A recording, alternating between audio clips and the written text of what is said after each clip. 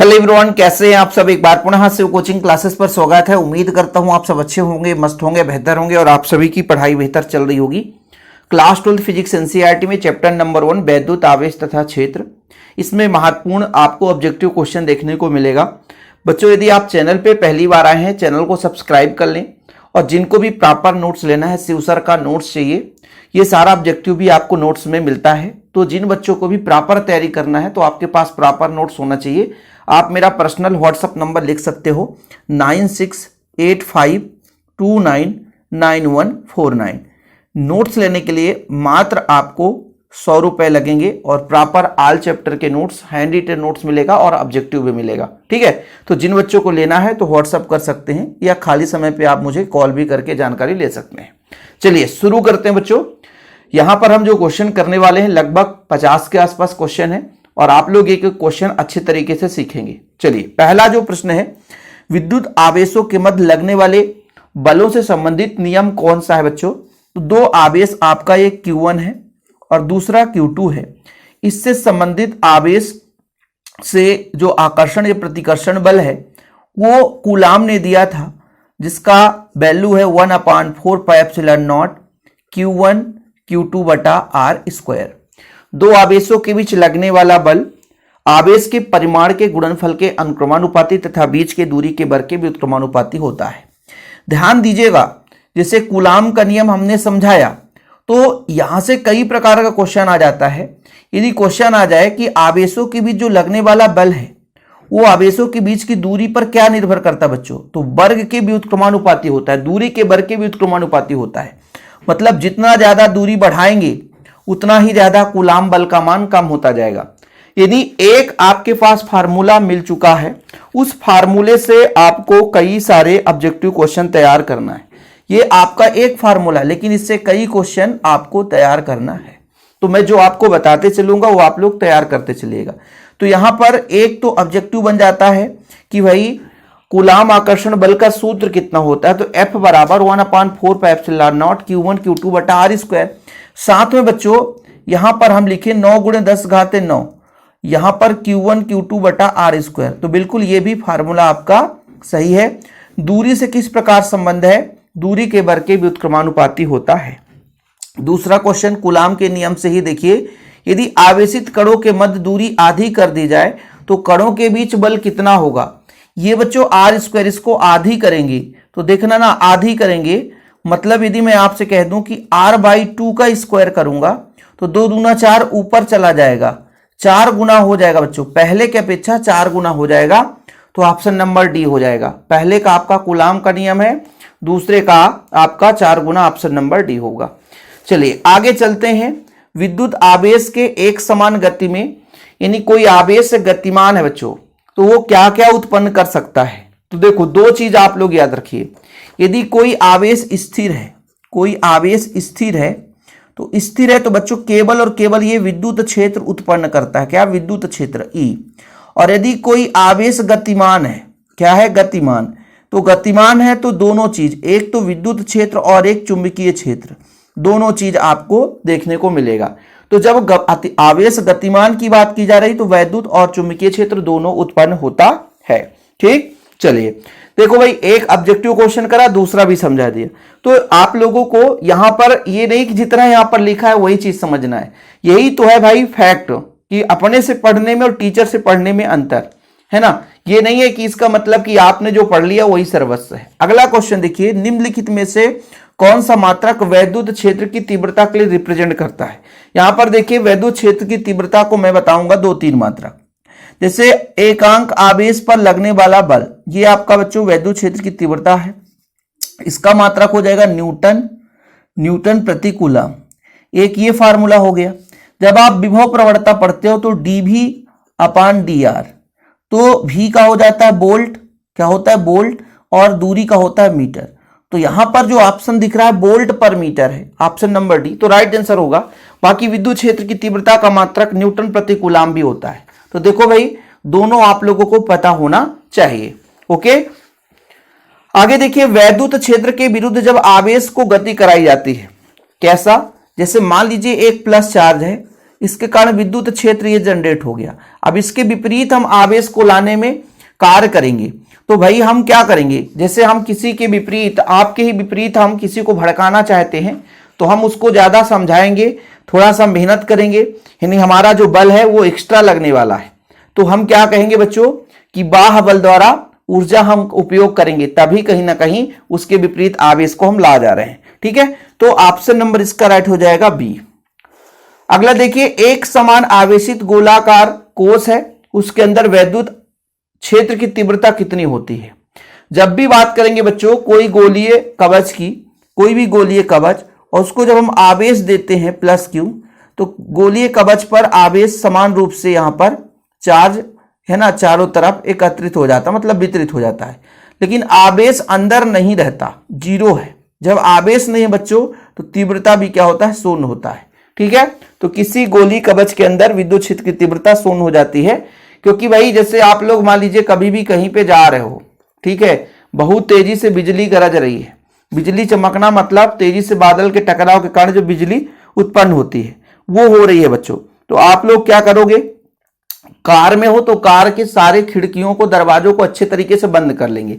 जब आप दरवाजा बंद कर लेंगे तो बाहर का जो चार्ज है अंदर नहीं जाएगा और आप सुरक्षित बच जाएंगे, तो खतरा नहीं होगी। इस चीज को हमेशा आप लोग नोट करके रखना।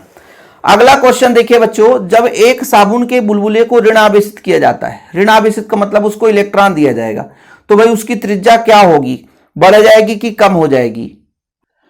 तो इसका राइट आंसर है बच्चों बढ़ जाती है। दो आवेश एक दूसरे से कुछ ही दूरी पर स्थित है, यदि दोनों के मध्य कांच का प्लेट रख दिया जाए तो दोनों के बीच बल का मान क्या होगा। अच्छा सर, अभी तो आप बता रहे थे कूलाम का नियम। जी हाँ, ये अभी आपको बता रहा था कूलाम का नियम। जब कोई माध्यम रखा हुआ तो एक फार्मूला इसका ये हो जाता है 1/4πε0 के का मल्टीप्लाई नीचे होता है। यानी यहां पर आप लोग कोई माध्यम रखने पर, ये व्युत्क्रम है, माध्यम रख देंगे तो बल का मान कम हो जाएगा।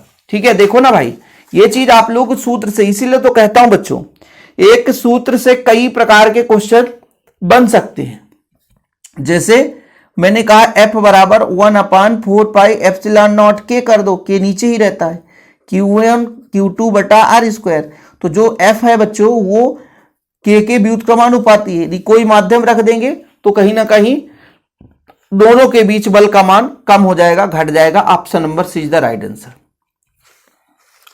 ठीक है, अगला देखिए, किसी पिंड को ऋणावेशित किया जा सकता है कब। ऋण चार्ज का मतलब क्या है, जैसे आपके पास कोई पदार्थ है, यहां से इलेक्ट्रॉन निकाल दिया जाए तो यह धन आवेशित हो जाएगा, और किसी पर इलेक्ट्रॉन चला जाए, मतलब इस पर इलेक्ट्रॉन चला गया तो वो ऋणावेशित हो जाता है। तो जब किसी भी धातु को हम, किसी भी पदार्थ को हम इलेक्ट्रॉन देते हैं बच्चों, तो वो ऋणावेशित हो जाता है। तो ऑप्शन देखो, अधिक इलेक्ट्रॉन देने से ऋणावेशित हो जाएगा, ऑप्शन नंबर ए। ठीक है, चलिए, किसी वस्तु पर न्यूनतम आवेश कितना होता है। तो किसी एक, जैसे मान लीजिए एक इलेक्ट्रॉन हो या एक प्रोटॉन, वो न्यूनतम आवेश है। तो एक इलेक्ट्रॉन या एक प्रोटॉन पर न्यूनतम आवेश कितना होता है, 1.6 × 10⁻⁻19 कूलाम। याद रखियो बाबू, 1.6 × 10⁻⁻19 कूलाम, ये आपका न्यूनतम आवेश है। जब कांच की एक क्षण को रेशम से रगड़ा जाता है तो वह धनावेशित हो जाता है। क्यों धनावेशित होने के पीछे कारण क्या है, जब वो इलेक्ट्रॉन किसी को देता है, जो देने वाला है वो धनी है और जो लेने वाला है वो ऋणी है। जैसे यहां पर आपको बताया कि इलेक्ट्रॉन का स्थानांतरण हुआ तो धन हो गया बच्चों, तो कहीं ना कहीं इलेक्ट्रॉन उससे हटाए गए, इसलिए उस पर धन चार्ज आया। तो देखो जरा ऑप्शन नंबर डी, उसमें से इलेक्ट्रॉन हटाया जाता है तो उस पर धन चार्ज आ जाता है। जब धातु के गोले को धन आवेश दिया जाता है तो उसका द्रव्यमान क्या होगा, बताओ। धन आवेश दिया जाता है, इसका मतलब इलेक्ट्रॉन को कम किया जाता है। आप ही बताओ कि धन आवेश का मतलब क्या है, इलेक्ट्रॉन कम करना। और हर एक इलेक्ट्रॉन का द्रव्यमान कुछ ना कुछ होता है, और उससे इलेक्ट्रॉन हट जाए तो द्रव्यमान में कमी आएगी कि नहीं आएगी, बिल्कुल कमी आएगी बाबू। यदि मैं ये बोल रहा हूं कि किसी भी धातु से, किसी भी पदार्थ से इलेक्ट्रॉन निकालोगे तो इलेक्ट्रॉन निकालने से क्या होगा, उसमें क्या होगा बाबू, द्रव्यमान में कमी आएगी, तो घटता है। Option number B is the right answer. ठीक है, देखो भाई, हैंड रिटेन नोट्स है हमारे, और हम लोग प्रॉपर आप लोगों के लिए बेहतर मेहनत करते हैं और ऐसे ही मेहनत करते रहेंगे, बस प्यार और सपोर्ट बना रहना चाहिए। प्रति इकाई आवेश Q वाले अनंत लंबी नली का उसकी अक्ष से r दूरी पर वैद्युत क्षेत्र की तीव्रता कितनी होती है। अब यदि आप लोगों ने पढ़ा है गाउस प्रमेय का अनुप्रयोग, सर कहां पढ़ाए हो आप, देखो मेरे चैनल पे जाओगे, प्लेलिस्ट मिलेगा, क्रम से वीडियोज मिल जाएगा। जो बच्चा चैनल पे पहली बार आया है उसको कुछ भी नहीं पता होगा, इसलिए तो कहता हूं चैनल को सब्सक्राइब कर लो, आपको सब कुछ मिलेगा। देखो अनंत लंबाई के चालक तार के कारण जो विद्युत क्षेत्र की तीव्रता होती है बच्चों, लैम्बडा आपका रेखीय आवेश घनत्व है और नीचे होता है 2 पाई एप्सिलॉन नॉट r। अब इसमें r का संबंध किस प्रकार से है, तो देखो जरा, r का संबंध ये व्युत्क्रम है और r का सीधा सीधा व्युत्क्रम, ना तो वर्ग है ना तो घन है, ठीक है। तो इस सूत्र से आप लोग यहां से ऑब्जेक्टिव क्वेश्चन बनाया है। देखो कैसे क्वेश्चन घुमा देता है, लोग फिर परेशान हो जाते हैं कि ऐसा क्वेश्चन तो हमने कभी देखा ही नहीं, ठीक है। तो ये आपका बच्चों ऑप्शन नंबर सी हो जाएगा, r की व्युत्क्रमानुपाती। किसी आवेश Q के कारण उसमें r दूरी पर वैद्युत क्षेत्र की तीव्रता, बिंदु आवेश के कारण तीव्रता कितना होता है, E बराबर 1/4 पाई एप्सिलॉन नॉट, यदि k है तो k रख दो, फिर एक आवेश बटा r स्क्वायर, ये आपका बिंदु आवेश कारण विद्युत क्षेत्र की तीव्रता। अब यहां पर दूरी के साथ किस प्रकार का संबंध है, देखो जरा, वो व्युत्क्रम है लेकिन वर्ग। यहां पर आपका एक अनंत लंबाई के चालक तार के कारण विद्युत क्षेत्र की तीव्रता थी, यहां पर r स्क्वायर नहीं केवल r से संबंध, लेकिन r स्क्वायर की व्युत्क्रमानुपाती है, तो r स्क्वायर के व्युत्क्रमानुपाती, यहां पर r का व्युत्क्रमानुपाती था, यहां पर r स्क्वायर की व्युत्क्रमानुपाती होगा बाबू। Okay, option number B is the right answer. Next question, ताप के बढ़ाने पर परावैद्युत स्थिरांक का मान क्या होता है। ताप बढ़ा देंगे, ताप को क्या करेंगे, बढ़ाएंगे भाई, तो कहीं ना कहीं ताप बढ़ाने से स्थिरांक का मान कम होता है। Option number B is the right answer. Now next question number 16, वैद्युत बल रेखाएं क्या होती है बच्चों, हमेशा समांतर होती है, कभी आपस में एक दूसरे को नहीं काटती, बिल्कुल सही है, कभी एक दूसरे को नहीं काटती है, हमेशा एक दूसरे के लंबवत होती, ये तो हो नहीं सकता। धनात्मक आवेश पर समाप्त होती, देखो भाई ये बोला है हमेशा समांतर होती है, जब समांतर होगी वो विद्युत समान, एक समान विद्युत क्षेत्र कहलाएगी, लेकिन हमेशा समांतर नहीं कह सकते हम, है ना, समांतर होती है ऐसा नहीं है, पर हमेशा नहीं कह सकते, इसलिए इसका राइट आंसर होगा बच्चों ऑप्शन नंबर बी, कभी एक दूसरे को नहीं काटती, ये हमेशा क्लियर होता है। विद्युत क्षेत्र की तीव्रता का मात्रक जस्ट अभी आपको बताया था, एक होता है वोल्ट पर मीटर, एक होता है न्यूटन प्रति कूलम, तो इसमें कोई जबरदस्ती की बात नहीं भैया, एक बार आपने पढ़ लिया तो आपको याद हो गया, न्यूटन प्रति कूलम, है ना। एक कूलम आवेश में इलेक्ट्रॉन की संख्या कितनी होती है, ये आपका होता है 6.025 × 10⁻18। इसको हम आंकिक क्वेश्चन कराते हैं तब इसको समझाते हैं, ठीक है। बाकी आप लोगों को आंकिक क्वेश्चन भी कराया जाता है, चैनल पे देखिए, प्लेलिस्ट में आपको सब मिल जाएगा। जब किसी विद्युत द्विध्रुव को समरूप विद्युत क्षेत्र में रखा जाता है तो अधिकतम वाला गुण कब होगा। देखो एक समान विद्युत क्षेत्र बच्चों, एक समान विद्युत क्षेत्र, इस तरीके से कुछ एक समान विद्युत क्षेत्र है, ठीक है सर, एक समान विद्युत क्षेत्र है, यहां पर रखा हुआ है वैद्युत द्विध्रुव, है ना। जब लंबवत होगा तो इसको घुमाने में ज्यादा कार्य करना पड़ेगा, और यदि मान लीजिए उसके समानांतर ही ऐसा है तो कम कार्य करना पड़ेगा। तो 90 डिग्री पर जब होगा तो सबसे ज्यादा कार्य होगा घुमाने के लिए, इसलिए इसका राइट आंसर हो जाएगा बच्चों 90 डिग्री। ओके, तो मध्य आघूर्ण कितना होगा भाई, अधिकतम होगा बलागुण जब कोण कितना हो, 90 डिग्री का हो।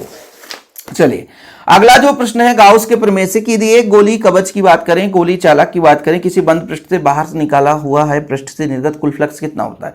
आवेश का 1/ε0 गुना होता है, कुछ भी नहीं है, आवेश का 1/ε0 गुना होता है, कुछ भी नहीं है। Option number is the right answer. मूल आवेश का मान ये आपने पढ़ा है 1.6 × 10⁻−19 कूलम। क्वेश्चन आ जाएगा मूल आवेश, क्वेश्चन आ जाएगा एक इलेक्ट्रॉन पर आवेश, क्वेश्चन आ जाएगा एक प्रोटॉन पर आवेश, सबका मान उतना ही है 1.6 × 10⁻−19 कूलम। एक कूलम है ना, सॉरी मैं बोल रहा हूं कि एक सबसे सूक्ष्मतम आवेश, एक प्रोटॉन पर आवेश, एक इलेक्ट्रॉन पर आवेश, वो कितना होता है 1.6 × 10⁻−19 कूलम। ये हमेशा याद रखना, जैसे यहां पर 1.6 × 10⁻−19 कूलम और बच्चों यहां पर 1.6 × 10⁻−19 कूलम। बिंदु आवेश के कारण विद्युत क्षेत्र की तीव्रता, अभी आपने पढ़ा बिंदु आवेश कारण तीव्रता E/r² के व्युत्क्रमानुपाती होता है। ये क्वेश्चन आप लोगों को जरूरी है। ε0 का मान, ये एप्सिलॉन है बच्चों, ये विद्युत क्षेत्र की तीव्रता नहीं, एप्सिलॉन है। क्या है, एप्सिलॉन। ε0 का मान होता है 8.85 × 10⁻12 कूलम स्क्वायर प्रति न्यूटन मीटर स्क्वायर। देखो भाई एक चीज और आपको बताता हूं, ये आपने पढ़ा कि F बराबर होता है सर 1/4 पाई एप्सिलॉन नॉट, ठीक है। Q1 Q2 बटा आर स्क्वायर। देखना जरा, देखना, इसका होता है न्यूटन, ठीक है, 1/4πε0 रहने दो, ठीक है। इसका होता है कूलाम, तो 2 ठो है, कूलाम कूलाम स्क्वायर हो जाएगा, ये मीटर स्क्वायर। इसको बच्चों आप ε0 को इधर ले आओ, तो ये कूलाम स्क्वायर प्रति, ये न्यूटन नीचे जाएगा, मीटर स्क्वायर, यही तो निकल कर आएगा। सर 4 पाई कहां चला गया? अरे 4 पाई आपका बीमा ही नहीं, उसका कोई मात्रक नहीं होता बाबू, ठीक है। चलो, द्विध्रुव आघूर्ण P वाले द्विध्रुव के कारण केंद्र से R दूरी पर तीव्रता, मतलब अक्षीय स्थित, ये वैद्युत द्विध्रुव है, द्विध्रुव के कारण अक्षीय स्थित पर तीव्रता R³ होता है। अक्षीय निरक्षीय की बात करते हैं तो R³ के, है ना, व्युत्क्रमानुपाती होता है बच्चों, R³ के व्युत्क्रम, जैसे अक्षीय स्थित की बात करता हूं तो तीव्रता होता है 1/4πε0 के, फिर यहां पर होता है 2p/R³। ये किसके लिए है? अक्षीय स्थित के लिए। निरक्षीय स्थित के लिए कितना होता है? 1/4πε0 के p/R³। अक्षीय स्थित दुगुना होता है निरक्षीय स्थित से, अक्षीय स्थित दुगुना होता है, तो R³ से यहां पर संबंध होगा और वो भी व्युत्क्रमानुपाती ही होगा बच्चों, ठीक है। लगभग 50% हमारा ऑब्जेक्टिव क्वेश्चन कंप्लीट होता हुआ। आवेशित खोखले गोले के अंदर विद्युत क्षेत्र शून्य होता है, ये आपको बता दिया गया है। धातु का परावैद्युतांक अनंत होता है, 1 मिनट में आपको याद हो जाएगा, इसको तो भाई याद कर लो। वायु में स्थित एकांक धनावेश से निकलने वाला वैद्युत फ्लक्स, देखो भाई, ये वैद्युत फ्लक्स बराबर होता है फाई बराबर Q/ε0, लेकिन Q बराबर बोला एकांक, तो 1 रख दोगे तो 1/ε0 हो जाएगा। Right answer B. वैद्युत द्विध्रुव आघूर्ण का मात्रक, अच्छा वैद्युत द्विध्रुव आघूर्ण किसे कहते हैं सर? वैद्युत द्विध्रुव आघूर्ण P से रिप्रेजेंट करते हैं एक आवेश और आवेशों के बीच की दूरी की लंबाई का जो गुणनफल होता है, वैद्युत द्विध्रुव आघूर्ण है। ये Q है बच्चों, ये Q मतलब आवेश, आवेश का मात्रा कूलाम है और लंबाई मीटर है, तो कूलाम मीटर हो जाएगा। क्या हो जाएगा? Coulomb metre. Right answer B है ना, करेक्ट आंसर है ना। और अपना अगला क्वेश्चन है, ई तीव्रता वाले विद्युत क्षेत्र में आवेश Q रखने पर उस पर लगने वाला बल। वैसे विद्युत क्षेत्र की तीव्रता की परिभाषा सब बच्चा जानता है कि एकांक आवेश पर जितना बल लगता है, यानी कोई विद्युत क्षेत्र पर आवेश लाया गया, परिरक्षण आवेश पर जितना बल का अनुभव होता है, परिरक्षण आवेश पर जितने बल का नहीं, आवेश पर जो लगने वाला बल है वही विद्युत क्षेत्र की तीव्रता कहलाती है। जी हाँ, ये आपका बढ़िया सा आसान सा क्वेश्चन। वायु का परावैद्युतांक कितना होता है बच्चों? धातु का अनंत होता है, वायु का परावैद्युतांक लगभग 1 के बराबर होता है, 1 होता है। आवेश का पृष्ठ घनत्व किसके बराबर होगा बताओ? आवेश का पृष्ठ घनत्व, पृष्ठीय आवेश घनत्व क्या कहलाता है? मैं आपको पहले परिभाषा बता दूं। एकांक क्षेत्रफल पर, एकांक क्षेत्रफल पर उपस्थित आवेश की मात्रा पृष्ठीय आवेश घनत्व कहलाती है। पृष्ठीय आवेश घनत्व, ठीक है, पृष्ठीय आवेश घनत्व। तो यदि मैं आपसे कह दूं कि पृष्ठीय आवेश घनत्व किसके बराबर होगा, तो आवेश बटा क्षेत्रफल, आवेश बटा क्षेत्रफल, ये आपका ऑप्शन नंबर बी हो जाएगा। बाकी इसका मान 1/4πε0 का मान मैंने आपको बताया, हो सकता है आपको याद हो सकता है ना हो। यहां पर देखो बच्चों, मैंने आपको बता दिया था कि इसके जगह ये वाला फार्मूला 9 × 10⁻9 इसको लिखोगे, मतलब इसका वैल्यू होता है 9 × 10⁻9, ठीक है। चलिए 9 × 10⁻9 इसका हो जाएगा न्यूटन मीटर स्क्वायर प्रति कूलाम स्क्वायर, प्रति कूलाम, यहां माइनस का मतलब है प्रति कूलाम स्क्वायर। ओके, ε0 का मात्रक बच्चा लोग, आप लोगों को अभी मैंने एक निकाल कर बताया था कि इसका होता है कूलाम स्क्वायर प्रति न्यूटन मीटर स्क्वायर। एक तो ये हो गया ε0 का, और दूसरा होता है फैराडे प्रति मीटर। तो फैराडे मीटर इनवर्स यानी फैराडे प्रति मीटर। जब किसी धातु को आवेशित किया जाता है तो उसका द्रव्यमान क्या होगा भाई बताओ? अब ये समस्या है कि धातु को आवेशित तो करेंगे, लेकिन उसमें कौन सा आवेश आएगा, तो दोनों चीज निर्भर करेगा, घट भी सकता है बढ़ भी सकता है, क्योंकि यदि इलेक्ट्रॉन धन आवेश हुआ मतलब कम हुआ, ऋण आवेश आया मतलब इलेक्ट्रॉन आया तो द्रव्यमान बढ़ेगा, दोनों चीज तो हो सकता है ना। एक आवेशित चालक की सतह के किसी बिंदु पर विद्युत क्षेत्र की तीव्रता कितनी होगी? सतह पर बात की जा रही है बच्चों, सतह के लंबवत जो विद्युत क्षेत्र की दिशा होती है लंबवत होती है। कहीं भी एरिया वेक्टर की बात करते हैं तो पृष्ठ के लंबवत होता है। साबुन के एक बुलबुले को जब हम आवेशित करते हैं, ऋण आवेश करते हैं, तो त्रिज्या बढ़ती है, आपने पढ़ लिया है। स्थिर आवेश विद्युत क्षेत्र चुंबकीय क्षेत्र दोनों उत्पन्न करता है, ये पढ़ा आपने। ε0 का मान आपने पढ़ लिया है ना, 8.85 × 10⁻−12 है। यहां पर देखो बच्चों फैराडे प्रति मीटर है, और एक आपने पढ़ा था कूलाम स्क्वायर प्रति न्यूटन मीटर स्क्वायर। रेखीय आवेश घनत्व, एकांक लंबाई पर देखो पृष्ठीय आवेश घनत्व क्या है, एकांक क्षेत्रफल पर उपस्थित आवेश की मात्रा पृष्ठीय आवेश घनत्व। अब यहां पर एकांक लंबाई पर आवेश की मात्रा तो कूलाम प्रति मीटर हो जाएगा बच्चों, कूलाम प्रति मीटर। रेखीय आवेश घनत्व हो जाएगा कूलाम प्रति मीटर, कूलाम प्रति मीटर।